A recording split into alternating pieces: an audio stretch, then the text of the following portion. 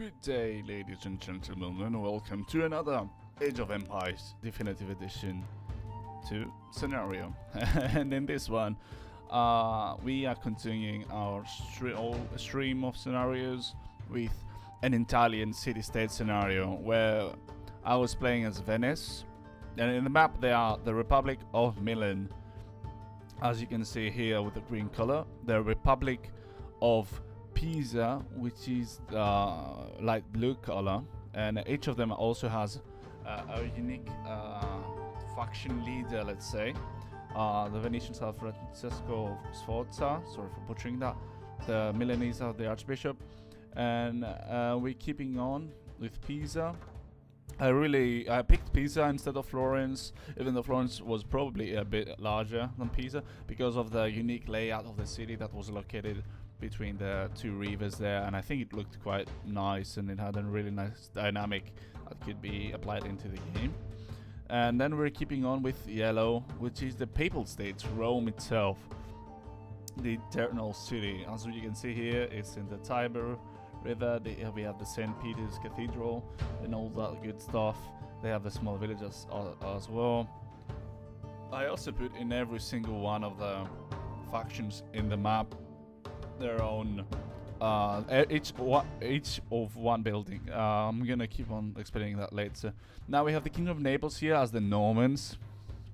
Now I know I should have put Naples a bit more to the north, but I just had to give some space to the Papal States up north, because I think it brings a better dynamic into the expansion of each city-state. So I placed them a bit south, near almost the tip of Italy down there. And yeah, and then we have the Byzantines, which are placed in Brindisi or Bruttium or whatever area you come from. And they have the tip there. They have a really nice zone to expand towards. And the Normans also have a really nice zone, and everyone, instead of just the north, is a bit packed, but that's how it used to be anyway. But even then, they do have the chances to expand. The only real problem are the Milanese. They are a bit too crowded there, and it might pose a problem. Then in Sicily, we have the Moorish Caliphate, which are the Saracens, and they have the best starting position, I would argue, because they have the entire island of Sicily to expand. Of course, we have a passing here that armies can go through if they want to, but generally they are well off in their corner. Lastly, we have the Kingdom of Aragon and their holdings in Sardinia, with the city of Cagliari, which is really well defended. As you can see, it's the only one that has actually walls on the sea. I wanted to make them a fortress. They have all the island to expand towards, and they also have Sardinia as well. So yeah, this is the main factions. Now, what I try to do with this scenario is basically form the cities historically as in its location that they should be. Give a dynamic into the game, and add specific buildings around. Each faction has one of each building, so as to start off well, but not overpowered. Then, for example, Milan and Pisa have one only causeway separating them, because I don't want to add too many causeways because they would fight very often. And from the start, they have the option to the Pisanese have the option to expand southwards and stuff, and there's a huge forest separating them from the Milanese. Now, the Venetians, I think, also start in a really good position. They're isolated. Rome, even though it starts in the middle, it has a lot of space to expand, especially on the eastern side of Italy, up there between Venice and Brindisium. It's completely empty. But yeah, so I did one building of each in each faction to create a sustainable and a functioning city. But I also started them off from the feudal age and with very little resources, as to not be able to expand really quickly and overwhelm each other. So yeah, in order to bring some dynamics and flavor into the mix, I also added the four Italian civilizations. Obviously, we have the Papal States, which are Italian, the Venetians, and the Pisanese and the Milanese are all obviously Italian civilizations. However, the Normans are British, because I was actually torn between whether I should put them as Franks or British, but I put them as British. If you want, you can put them as Franks. And the Byzantine Empire, obviously, it's Byzantines, yeah. Then we have the Moorish, which are Saracens, because they're Arabs and they're the closest thing to Arabs I could get. And then we have the Kingdom of Aragon, which are Spanish, actually. So I really hope that this brings a new, let's say, mechanics and interesting stuff that you can do on the game. In this specific video, I was showcasing how the scenario works, and I got the Republic of Venice as a function, because it's actually some of my heritage is from Venice. So we begin well off in our little corner and our little canals and stuff, and I started quickly expanding outwards towards the wilderness and getting some farms done and mining all the beautiful resources outside and all that good stuff. So yeah, I also tried to wall myself off completely from the outside world by creating a double wall, as you can see here. It actually worked quite well. I wasn't playing the entire game anyway. But yeah, I made my own little peninsula, private peninsula, and the city looks fantastic, and the outskirts also look nice. I mean, generally the game looks fantastic, let's be honest with this. So that was going pretty well. I spammed farms, spammed villagers, started cutting everything off. Nothing left for the poor animals, you know how we humans are. And yeah, that was pretty nice.